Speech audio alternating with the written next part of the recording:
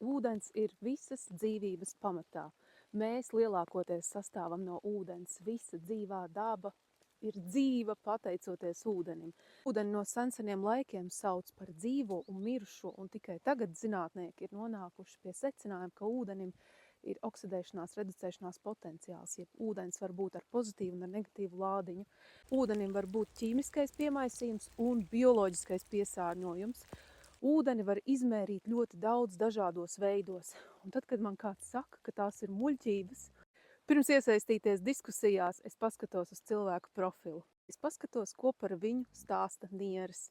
Tās ir zonas ap acīm.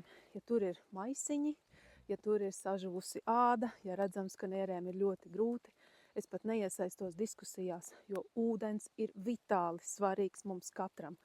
Un atkarībā no tā, kādu ūdeni mēs lietojam, tā arī atsaucās mūsu organisms. Diemžēl kopš industriālās revolūcijas mēs ūdeni piesārņojam ļoti spēcīgi.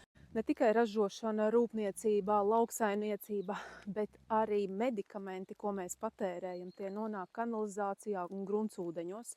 Visi ķīmiskie līdzekļi, ko mēs lietojam, tie visi nonāk gruntsūdeņos. Medikamentu paliekas ir pat kalnu avotos, alpos. Par ūdeni ir veikti milzum daudz pētījumu. Par destilētu, par avota, par kalnu ūdeni, par ūdeni zilajās zonās. Bet pirms mēs ņemam vērā jebkuru no pētījumiem, mēs apskatāmies, kas ir bijis finansēšanas avots, jo ļoti bieži tur ir interešu konflikts.